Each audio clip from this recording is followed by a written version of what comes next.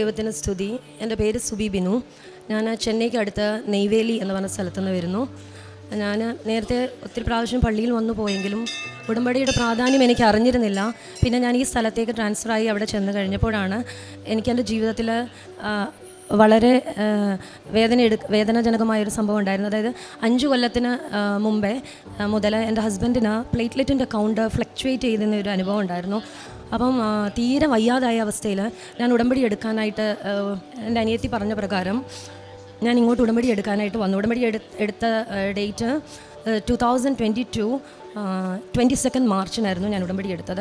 അപ്പോൾ ഈ ഒരു ആവശ്യത്തിനാണ് ഞാൻ ഉടമ്പടി എടുക്കാനായിട്ട് വരുന്നത്. അപ്പോൾ അന്ന് ഞങ്ങൾ വീട്ടിലെത്തി, തിങ്കളാഴ്ച വീട്ടിലെത്തി, ചൊവ്വാഴ്ച ഇങ്ങോട്ട് ഉടമ്പടി എടുക്കാൻ വരും. അപ്പോൾ തിങ്കളാഴ്ച വൈകുന്നേരം ആയപ്പോൾ എൻ്റെ ഹസ്ബൻഡ് വീണു, തലറങ്ങി വീണു, ഫിക്സ് പോലെ കാണിച്ചപ്പോൾ ഡോക്ടറെ കാണിച്ചപ്പോൾ ഡോക്ടർ പറഞ്ഞു എവിടെയും പോകാൻ ഒക്കില്ല, ഇന്ന് രാത്രി തന്നെ എപ്പിലെപ്സി പോലെ ബുദ്ധിമുട്ടുണ്ടാവും, പിന്നെ നമുക്ക് എന്താണെന്ന് പറയാൻ പറ്റില്ല, ഹോസ്പിറ്റലിൽ അഡ്മിറ്റ് ചെയ്യാനായിട്ട് പറഞ്ഞു. അപ്പോൾ ഞാൻ തിരികെ ഞാൻ എന്തിനാണ് വന്നത്, അമ്മയിൽ വിശ്വാസം അർപ്പിച്ചുകൊണ്ടാണ് ഞാൻ വന്നത്.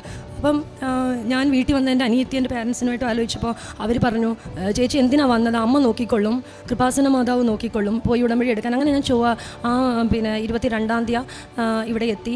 ഞാൻ ഉടമ്പടി എടുക്കാൻ തന്നെ തീരുമാനിച്ചെന്ന് ഉടമ്പടി എടുത്ത് വൈകുന്നേരം ചെന്നു.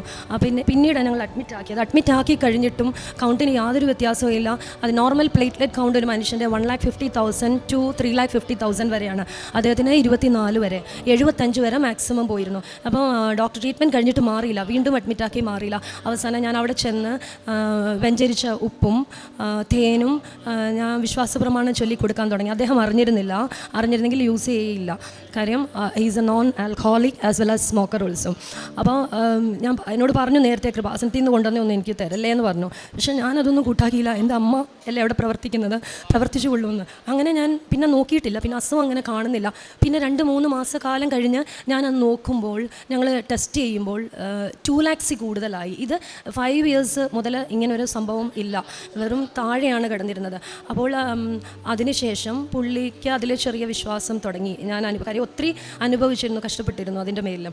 അത് കഴിഞ്ഞ് പിന്നെ ഞാൻ രണ്ടാമത്തെ എൻ്റെന്ന് വെച്ചാൽ എൻ്റെ മോള് മെഡിസിന് ജോർജിയയിൽ പഠിക്കുക. അപ്പോൾ ലാസ്റ്റ് ഇയർ ഇപ്പോൾ ഇൻറ്റേൺഷിപ്പാണ്. അപ്പം ഈ ഇയറിലും അതിൻ്റെ ലാസ്റ്റ് സെമസ്റ്റർ ഞങ്ങളുടെ കയ്യിൽ ഉണ്ടായിരുന്ന മൊത്തം ഞങ്ങളവിടെ കൊടുത്തു. ഇനി ഞങ്ങളുടെ കയ്യിൽ ഒന്നും ഇല്ലാതിരുന്ന അവസരമാണ്. അങ്ങനെ എനിക്ക് ഫിനാൻഷ്യൽ ക്രൈസിസ് ഒത്തിരി ഉണ്ടായി. അപ്പം എൻ്റെ മകന് പ്ലസ് ടുവിന് സിസ്റ്റമാറ്റിക്കായിട്ട് ഒരു സ്റ്റഡീസ് ഇല്ല. ഞാൻ ചെന്നൈ ഭാഗത്തും അവൻ എൻ്റെ പേരൻസിൻ്റെ കൂടെയാണ്. അപ്പം അവനെ ഞാൻ 10 ദിവസത്തേക്ക് എൻ്റെ നെയ്വേലിയിലേക്ക് കൊണ്ടുവന്ന സമയത്ത് ഞാൻ നോക്കുമ്പോൾ organic chemistry is very poor, ഒരു ഫൗണ്ടേഷൻ ഇല്ല. അപ്പോൾ എൻ്റെ സബ്സിഡറി കെമിസ്ട്രി ആയിരുന്നു. അപ്പോൾ ഞാൻ ഏത് പഠിപ്പിക്കുമ്പം ഒരു ടീച്ചറായിരുന്ന അവസ്ഥയിൽ ഒന്നും അറിയാതെ വരുമ്പോൾ എനിക്കൊന്നും ചെയ്യാൻ പറ്റാതെ പാസ്സാവില്ല എന്നായി. അപ്പോൾ ഞാൻ അവിടെ ഇരുന്ന് അമ്മയോട് പറഞ്ഞ എൻ്റെ കാശ് രൂപം വെച്ച് പ്രാർത്ഥിച്ച് ഞാൻ പറഞ്ഞു, അമ്മ എനിക്കറിയില്ല, you should take initiative in this. അമ്മ അവനെ പഠിപ്പിച്ച് അവനെ പാസ്സാക്കണം, കെമിസ്ട്രി പാസ്സാവില്ല എന്നുള്ളത് അവൻ തന്നെ പറഞ്ഞു. പാസ്സാക്കി വിടണം, CBSE 12th standard. എനിക്കറിയില്ല, ഞാൻ ഇത് പറഞ്ഞിട്ട് രാവിലെ ക്ലാസ്സിന് പോകും, വൈകുന്നേരം വന്ന് പഠിച്ചോ നോക്കും. പഠിച്ചാൽ അറിയാതെ എങ്ങനെ പഠിക്കാൻ സാധിക്കും, എന്നെ കൊണ്ടാവുന്ന രീതിയിൽ പഠിപ്പിച്ചു. ഇനി നടക്കില്ല. അപ്പോൾ അവനെ ആ 10 ദിവസം കഴിഞ്ഞ് വേഗം ഞാൻ ലീവ് സാക്ഷനാക്കി ഇവിടെ വന്നു. വീട്ടിൽ വന്നു. പിറ്റേ ദിവസം ഞങ്ങൾക്ക് കൃപാസനത്തിൽ വന്നു. അപ്പോൾ തന്നെ ഹോൾ ടിക്കറ്റ് റെഡി ആയിരുന്നു. ഹോൾ ടിക്കറ്റ് ആയിട്ട് ഇവിടെ വന്നു. അപ്പോൾ അച്ഛൻ ഹോൾ ടിക്കറ്റ് അങ്ങനെയുള്ള കുട്ടികളുടെ പ്രാർത്ഥിച്ചു കൊടുക്കില്ല, പ്രൊഫഷണൽസിലാണല്ലോ. അപ്പോൾ ഞങ്ങളോട് സിസ്റ്റർ പറഞ്ഞു ഇവിടെ വന്ന് നിന്ന് അമ്മയുടെ അടുത്ത് നിൽക്കി ഇവിടെ നിന്ന് പ്രാർത്ഥിക്കാൻ പറഞ്ഞു. അങ്ങനെ ഞങ്ങൾ ഇവിടെ നിന്ന് പ്രാർത്ഥിച്ചു. കൊച്ചച്ഛനെ കണ്ടത് പ്രാർത്ഥിപ്പിക്കുകയും ചെയ്തു. അങ്ങനെ അവന് മറ്റന്നാൾ എക്സാം ആണെങ്കിൽ ഇന്ന് ഇവിടെ ഇരിക്കുക. ഫസ്റ്റ് എക്സാം ഇംഗ്ലീഷാണ്. അപ്പം എനിക്ക് ഉടമ്പടി പുതുക്കുകയും വേണം. അപ്പോൾ എൻ്റെ മനസ്സിൽ ആരും പറഞ്ഞു പുതുക്കിയിട്ട് മോനെ എക്സാമിന് വിടാനായിട്ട്. അപ്പോൾ ഞാൻ പറഞ്ഞു നീ അമ്മയുടെ ആ ഭാഗത്തുള്ള അമ്മയുടെ രൂപത്തിൻ്റെ അവിടെ പോയിരുന്ന് you study your first subject English എന്ന് പറഞ്ഞു. അങ്ങനെ എൻ്റെ മോൻ അന്ന് വൈകുന്നേരം 5:30 വരെ ഇവിടെ ഇരുന്നാണ് പഠിച്ചത്. അപ്പോൾ എനിക്ക് വിശ്വസിക്കാൻ പറ്റുന്നില്ല. അത് CBSE ഡിസ്റ്റിങ്ഷനോടുകൂടെ അമ്മ അവനെ പാസ്സാക്കി. അമ്മയുടെ നടയിലിരുന്ന് ഇവിടെ ഫോണിൽ നോക്കി പഠിച്ചത് അത് ആ സബ്ജക്റ്റിന് ഇംഗ്ലീഷ്. അവന് എപ്പോഴും ഗ്രാമാറ്റിക്കൽ മിസ്റ്റേക്ക്, ഏറ്റവും ടോപ്പ് സ്കോറായിട്ട് ഇംഗ്ലീഷിന് അവൻ്റെ സബ്ജക്റ്റിൽ ഏറ്റവും ടോപ്പ് വന്നത് ഇംഗ്ലീഷിനാണ് ഇവിടെ ഇരുന്ന് പഠിച്ചതിന്. അതെൻ്റെ എനിക്ക് വിശ്വസിക്കാൻ പറ്റാത്ത ഒരു അനുഭവമാണ്. അത്രയും മാർക്കോടുകൂടെ പഠനത്തിലൊരു സിസ്റ്റമാറ്റിക് സ്റ്റഡീസ് ഇല്ലാതെ വന്നിരുന്ന മകന്. അത് കഴിഞ്ഞ് അവൻ വീട്ടിൽ ചെന്നു, എൻ്റെ കൂടെ ഇവിടെ ഇരുന്ന് പ്രാർത്ഥിച്ചു. അന്ന് എക്സാമിൻ്റെ തലേന്ന് എൻ്റെ വീട്ടിൽ എൻ്റെ പെപ്പയും മമ്മിയും പ്രാർത്ഥനയ്ക്ക് പോയി. ഞാനും നെയ്വേലിയിൽ പ്രാർത്ഥനയ്ക്ക് പോയി, കുർബാനയ്ക്ക് പോയിരിക്കുന്നു. എൻ്റെ സിസ്റ്ററും അന്ന് ആരാധനയ്ക്ക് പോയ സമയം എല്ലാവരും ആരാധന. ഇവ മാത്രം വീട്ടിലിരുന്ന് നാളെ പരീക്ഷ ആയതുകൊണ്ട്. അപ്പോൾ അവന് ഒത്തിരി കൃപയുള്ള കുട്ടിയാണ്. വിഷനൊക്കെ ചെറിയ തോതിൽ ഇവിടെ വന്നതിന് ശേഷം കിട്ടാൻ തുടങ്ങി. കൃപാസനത്തിൽ വന്ന് പ്രാർത്ഥിച്ചതിന് ശേഷം കിട്ടാൻ തുടങ്ങി. അപ്പം അവന് അന്ന് അന്ന് വൈകുന്നേരം അവനും സ്തുതിച്ചുകൊണ്ടിരുന്ന സമയത്ത് അവൻ പറഞ്ഞു എല്ലാവരെയും ഒരുപോലെ വിളിക്കുന്നു. അപ്പോൾ എന്തിനാണ് വിളിക്കുന്നത്? ഞാൻ കുർബാന കഴിഞ്ഞ് ഇറങ്ങിയതിന് ശേഷമാണ്, ഞാൻ കാത്തലിക് പള്ളിയിലാണ് നെയ്വേലി പോകുന്നത്, അവിടെ കുർബാന കഴിഞ്ഞ് ഇറങ്ങിയതിന് ശേഷം അവന് ഞാൻ ഫോൺ എടുത്ത് എന്തിനാ മോനെ വിളിച്ച്, അപ്പോൾ അമ്മ ഇങ്ങനെ ഒരു സംഭവം ഉണ്ടായി, ഞാൻ കരഞ്ഞു പ്രാർത്ഥിക്കുകയായിരുന്നു. അപ്പോൾ ഏത് ലാംഗ്വേജ് ആണെന്ന് എനിക്ക് പറയാൻ അറിയില്ല, ഹിബ്രു ആണോ എന്താണെന്ന് അറിയില്ല അമ്മ, എനിക്ക് ലാംഗ്വേജ് അറിയാതെ എനിക്ക് തോന്നുന്നു അതാണ്. ഒരു ജെൻറ്റിൽ മാൻ്റെ വോയിസ് കേട്ടു. I am very perfectly I know that it is a sound of Jesus Christ. അപ്പോൾ എന്നിട്ട് അടുത്ത എന്നോട് പറഞ്ഞു I heard after that the voice of Mother Mary എന്ന് പറഞ്ഞു. എനിക്ക് എങ്ങനെയാണ് പറയാൻ അറിയില്ല, എല്ലാവരെയും വിളിക്കുമ്പോൾ ആരെയും കിട്ടുന്നില്ലായിരുന്നു. അങ്ങനെ ഒരു അനുഭവം എൻ്റെ മകനുണ്ടായി. അത് കഴിഞ്ഞ് അവന് ഈ കുഞ്ഞിനെ എനിക്ക് ഒരു കോഴ്സിന് വിടാനായിട്ട്, അവന് ആർട്ടിഫിഷ്യൽ ഇൻ്റലിജൻസിൻ്റെ BCAക്ക് ജോയിൻ ചെയ്യണമെന്ന് ആഗ്രഹം. പക്ഷേ എനിക്ക് ഇപ്പോൾ വിടാൻ പറ്റില്ല. കാര്യം എനിക്ക് ഒരു മന്തിൽ സെമസ്റ്റർ വരുമ്പോഴത്തേന് 2.5 lakhs rupees അങ്ങനെ കൊടുക്കണം ഹോസ്റ്റൽ ഫീസ്, അതെല്ലാം. അപ്പോൾ എനിക്ക് ഇപ്പോൾ പറ്റില്ല. ഞാൻ പറഞ്ഞു 1 year you be with me in Neyveli എന്ന് പറഞ്ഞു. അപ്പോൾ അവൻ എന്നോട് അമ്മ നടക്കില്ല, എൻ്റെ ഫ്രണ്ട്സ് എല്ലാം ജോയിൻ ചെയ്യുന്നു. അങ്ങനെ അവനെ ഞാൻ അവിടെ കൊണ്ടുപോയി. എൻ്റെ മനസ്സിൽ ഇവനെ നെയ്വേലിയിൽ എവിടെയെങ്കിലും ഒരു കോളേജ് BSc കമ്പ്യൂട്ടർ സയൻസ്, കമ്പ്യൂട്ടറിലാണ് താല്പര്യം, ചേർക്കാമെന്ന് വിചാരിച്ചു. പക്ഷേ ഞാൻ പ്രാർത്ഥിക്കുന്നുണ്ടായിരുന്നു അമ്മ അവൻ്റെ ആഗ്രഹപ്രകാരം വിടാൻ. എനിക്ക് അമ്മ അവസരം ഒരുക്കി തരുമെന്ന് എനിക്കറിയാം. അങ്ങനെ ഞാൻ പ്രാർത്ഥിച്ചിരിക്കുമ്പോഴും പെട്ടെന്ന് ഒരു ബാങ്കിൽ നിന്ന് എനിക്ക് എൻ്റെ സാലറി സ്ലിപ്പ്, ഞാൻ നീറ്റിൻ്റെ സീനിയർ ലെക്ചററായിട്ട്, മെഡിക്കൽ എൻട്രൻസിന് നീറ്റ് പഠിക്കും സീനിയർ ലെക്ചററായിട്ട് ഒരു ഹൈദരാബാദ് ഇൻസ്റ്റിറ്റ്യൂഷനിൽ നെയ്വേലിയിൽ വർക്ക് ചെയ്യുകയാണ്. അപ്പോൾ എൻ്റെ സാലറി സ്ലിപ്പ് സബ്മിറ്റ് ചെയ്യാൻ പറഞ്ഞു. അപ്പോൾ ഉടനെ സാലറി സ്ലിപ്പ് സബ്മിറ്റ് ചെയ്തു. പിന്നെ അങ്ങനെ ഞങ്ങൾ നിരന്തരം പ്രാർത്ഥിക്കും. അപ്പോൾ അതിൻ്റെ ഇടയ്ക്ക് ഒത്തിരി നെഗറ്റീവ് എനർജീസ് ഉണ്ടായിരുന്നു. അപ്പോൾ ഈ മോനെ ഞാൻ മുട്ടയിലിരുന്ന് പ്രാർത്ഥിക്കും, ഹസ്ബൻഡ് കൂടില്ല, വരില്ല. അപ്പോൾ മുട്ടയിലിരുന്ന് ഞങ്ങൾ പ്രാർത്ഥിക്കുന്ന സമയത്ത് പെട്ടെന്ന് ആ കാര്യങ്ങൾ ശരിയായി. അങ്ങനെ 2 ദിവസം കൊണ്ട് എനിക്ക് നിയർലി 6,50,000 rupees എനിക്ക് ക്രെഡിറ്റ് ആയി. ആ ക്രെഡിറ്റ് ആയതുകൊണ്ട് എൻ്റെ മോളുടെ ഫീസും അടയ്ക്കാൻ പറ്റി, മോൻ്റെ ഫീസും എനിക്ക് അടയ്ക്കാൻ പറ്റി. പിന്നെ എനിക്ക് ട്രേഡിങ്ങിന് യൂസ് ചെയ്യാനായിട്ടും സാധിച്ചു. അപ്പോൾ എനിക്ക് അതിൻ്റെ പലിശ കൊണ്ട്, അത് കിട്ടുന്ന പൈസ കൊണ്ട്, അതിൻ്റെ പൈസ കൊണ്ട് ഇതിന് ഇൻട്രസ്റ്റ് എനിക്ക് അടയ്ക്കാനായിട്ടും ദൈവമാതാവ് അവസരം ഒരുക്കി. അപ്പോൾ അമ്മ അത്ര ക്ലവറായിട്ട് ഇൻ്റലിജൻറ്റ് വേസിലാണ് അവിടെ അമ്മ പ്രവർത്തിച്ചതെന്ന് എനിക്ക് മനസ്സിലായി. അപ്പം ദൈവത്തിന് നന്ദി പറയുന്നു. അതോടൊപ്പം തന്നെ ഒരു കാര്യം കൂടെ, പിന്നെ എൻ്റെ ബാക്ക് സൈഡിൽ ഒരു മുഴയുണ്ടായി. അപ്പം NLCയുടെ സെൻട്രൽ ഗവൺമെൻറ്റിൻ്റെ ഹോസ്പിറ്റലിൽ ഞാൻ കാണിച്ചപ്പോൾ അവർ പറഞ്ഞു ആൻറ്റിബയോട്ടിക് കഴിച്ച് നോക്കും മാറുമോ എന്ന് ചോദിച്ചു. അതിനകത്ത് പസ് നിറഞ്ഞിരിക്കുക, എനിക്ക് ഭയങ്കര വേദന, മുഴ ദിവസം തോറും വലുതായി വരിക. അപ്പോൾ ഞാൻ NLCയുടെ ഹോസ്പിറ്റലിൽ ചെന്ന് കാണിച്ചപ്പോൾ അവർ പറഞ്ഞു ഇത് കഴിച്ചിട്ട് മാറുമെങ്കിൽ ഓക്കെ, മാറിയില്ലെങ്കിൽ വീണ്ടും വരിക, അത് കീറിക്കളയണം. അപ്പോൾ ഞാനിത് കാണിച്ച് പേടി കൊണ്ടുവന്ന് കാണിച്ച് അവർ പറഞ്ഞു ഈ മരുന്ന് കഴിച്ചിട്ടെങ്കിലും എനിക്ക് മാറുന്നില്ല, ഒരാഴ്ച കഴിഞ്ഞിട്ട്. അപ്പം അന്നേരവും ഞാൻ എൻ്റെ കയ്യിലല്ലയോ മരുന്നിരിക്കുന്നത്. അപ്പം ഞാൻ പിന്നീട് എന്ത് ചെയ്യുന്നറിയാം, എൻ്റെ ഈ പുറകിലായിട്ടായിരുന്നു അവിടെ എനിക്ക് സ്വന്തം തേക്കാനായിട്ട് പറ്റില്ല. ഞാൻ വിശ്വാസ പ്രമാണം ചൊല്ലി നമ്മുടെ കൃപാസന പ്രത്യക്ഷീകരണ പ്രാർത്ഥനയും ചൊല്ലിയിട്ട് ഞാൻ ബാക്കിൽ എൻ്റെ ഹസ്ബൻഡിനോട് ഞാൻ അപ്ലൈ ചെയ്ത് പുറകിലാണ് അപ്ലൈ ചെയ്യിപ്പിച്ചു. അത് 5 ദിവസം പോലും ഞാൻ പുരട്ടിയില്ല, അത് അപ്രത്യക്ഷമായി. ഇത് വേറെ. അപ്പോൾ എൻ്റെ വീട്ടിലത് വിശ്വാസം കൂടാനുള്ള ചാൻസാണ്. എൻ്റെ ഹസ്ബൻഡിൻ്റെ വിശ്വാസത്തിലേക്ക് പലരോടും ഞാൻ പറയുന്നത് കേട്ടു, ഇങ്ങനെ ഒരു സംഭവം ഉണ്ടായി, കൃപാസനത്തിൽ പോയി പ്രാർത്ഥിക്കണം, എൻ്റെ മുമ്പിൽ വെച്ച് പറയുന്നു. അതെനിക്ക് വലിയൊരു അനുഭവമായിരുന്നു. പിന്നീട് ഒരു കാര്യം കൂടെ, ഞാൻ പറഞ്ഞല്ലോ നിങ്ങളോട് നേരത്തെ, എൻ്റെ ഹസ്ബൻഡ് അത് 3ാമത്തെ ഉടമ്പടി ഞാൻ പുതുക്കി കഴിഞ്ഞ് പോയപ്പോഴത്തേന്, പിന്നെ എൻ്റെ ഹസ്ബൻഡ് ഒരു നോൺ ആൽക്കഹോളിക് ആൻഡ് സ്മോക്കർ എന്ന് പറഞ്ഞു. അപ്പോൾ ഞാൻ തിരിച്ച് വീട്ടിൽ നിന്ന് 3ാമത്തെ ഉടമ്പടി പുതുക്കി ഞാൻ ചെയ്യുന്ന എനിക്ക് ഒത്തിരി നെഗറ്റീവ് എനർജീസ് എനിക്ക് ഉണ്ടായിരുന്നു. അപ്പോഴൊക്കെ ഞാൻ നമ്മുടെ 2 മക്കബായർ 8:18 നമുക്കെതിരെ വരുന്ന ശത്രുക്കളെയും ലോകം മുഴുവനെയും അങ്കുലീചലനം കൊണ്ട് തറപറ്റിക്കാൻ കഴിയുന്ന സർവ്വശക്തനായ ദൈവത്തിലാണ് നമ്മുടെ പ്രത്യാശ. ഞാനിങ്ങനെ ഉരുവിട്ടുകൊണ്ടിരിക്കും. അപ്പോൾ എനിക്ക് ഉറക്കം പറ്റുന്നില്ല. ഇതിൻ്റെ ഉപദ്രവം, പിന്നെ ഒരു പാനിക് അറ്റാക്ക്, ആങ്സൈറ്റി, ഫിയർ വരിക. അപ്പോൾ ഈ ഹാർട്ട് പാൽപിറ്റേഷൻ, നെഞ്ചിൻ്റെ മുകളിൽ ഇങ്ങനെ ഇടിച്ചുകൊണ്ടിരിക്കുക, ഉറങ്ങിയാൽ ഞെട്ടി ഉണരും. അങ്ങനെ ഞാൻ ഉറങ്ങാതിരുന്നു. അപ്പോൾ എനിക്ക് ആശ്രയം, അത് 3 കൊല്ലം മുമ്പേ എനിക്കൊരു ആശ്രയമാണ് ഈ കൃപാസന ഉടമ്പടി ധ്യാനം കേട്ടുകൊണ്ട് ഞാൻ ഉറങ്ങുള്ളൂ. എനിക്ക് പറ്റത്തില്ല. അങ്ങനെ അച്ഛൻ്റെ ഈ ടോക്കും ധ്യാനവും എൻ്റെ ജീവിതത്തിൽ എന്നെ പിടിച്ചു നിർത്തി നിലനിർത്താൻ കഴിഞ്ഞു. ഒത്തിരി പേർക്ക് അനുഭവമുള്ളതാണ്. ഞാനും അമ്മയെന്നെയും അത് കേൾപ്പിച്ച് ഞാൻ ഉറങ്ങുന്നത്. അങ്ങനെ ഇവിടുന്ന് ചെന്ന് കഴിഞ്ഞ് ഞാൻ ഉടമ്പടി പുതുക്കി കഴിഞ്ഞ് എൻ്റെ വീട്ടിലും പോയിട്ട് 31-ാം തീയതി ഞാൻ അവിടെ തിരിച്ചു നിന്നു. 1, 2, 3 ഈ 3 ദിവസം ഞാൻ ഉറങ്ങിയിട്ടില്ല. എൻ്റെ ഹസ്ബൻഡ് നേരത്തെ കിടന്നു. ഞാൻ ഉറങ്ങാൻ പറ്റത്തില്ല, ഒരു നെഗറ്റീവ് എനർജിയും, പിന്നെ എനിക്ക് ഈ പാനിക് അറ്റാക്ക് ഉള്ളതുകൊണ്ട് കിടന്നു കഴിയുമ്പോൾ ഞെട്ടി ഉണർന്നിട്ട് ഞാൻ റൂം മൊത്തം ഓടി നടക്കും. അപ്പോൾ അങ്ങനെ ഒരു ബുദ്ധിമുട്ടുണ്ടായിരുന്നുകൊണ്ട് ഞാൻ ഉറങ്ങാതിരുന്ന് ടോക്ക് കേൾക്കുകയാണ് അച്ഛൻ്റെ. അപ്പോൾ ഒരു ടോക്ക് കേട്ട് നമുക്കറിയാമല്ലോ, നമ്മളിപ്പോൾ ഒരു റൈറ്റ് 10 o'clock കേൾക്കാൻ തുടങ്ങിയാൽ ഉറക്കം വരാതിരിക്കുമ്പോൾ അത് രാവിലെ വരെ എൻ്റെ ഹസ്ബൻഡ് ഉണർന്ന് വരുമ്പോൾ 4 മണിയാവും. അത്രയും നേരം ഒരു ടോക്കല്ല, 2 ടോക്കല്ല, 3 ടോക്ക് ഇങ്ങനെ കേട്ടിരിക്കുക, പ്രാർത്ഥിച്ച് സ്തുതിച്ചിരിക്കുകയാണ്. പുള്ളി അറിയുന്നില്ല ഞാൻ പറഞ്ഞല്ലോ കാര്യം എന്താണെന്നുള്ളത്. അപ്പം ഞാൻ അന്ന് രാത്രിയിൽ 4th ദൈവമാതാവ് വരുന്നത്.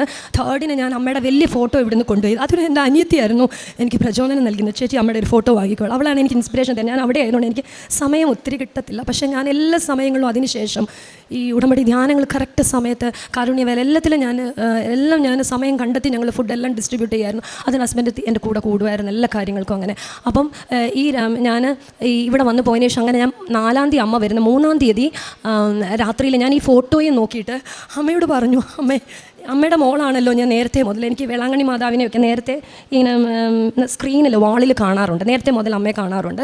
പക്ഷേ കൃപാസന മാതാവ് ഉടമ്പടി എടുത്തതിന് ശേഷമുള്ള ജീവിതം വേറെയാണ്, ആ ജീവിതവും ഈ ജീവിതവും വേറെ. അതുകൊണ്ടാണ് എനിക്ക് സഹനം തന്നത്, ഇവിടെ വരാൻ അമ്മേനെ ഇടയാക്കിയത്, ഈ മക്കളെല്ലാം കൂട്ടിച്ചേർക്കേണ്ടടുത്ത് എന്നെയും കൊണ്ടുവന്നത്. അപ്പം ഞാൻ ഈ ഫോട്ടോയിൽ നോക്കി പറഞ്ഞു, അമ്മ ഞാനും അമ്മയുടെ മകളാണ്, ഞാൻ കാത്തലിക് അല്ല, but I M N orthodox. ഞാൻ ജനിച്ചു വളർന്നത് സെയിൻറ്റ് മേരീസ് ഓർത്തഡോക്സ് പള്ളിയിലാണ് ഞങ്ങൾ പോയിക്കൊണ്ടിരുന്നത്.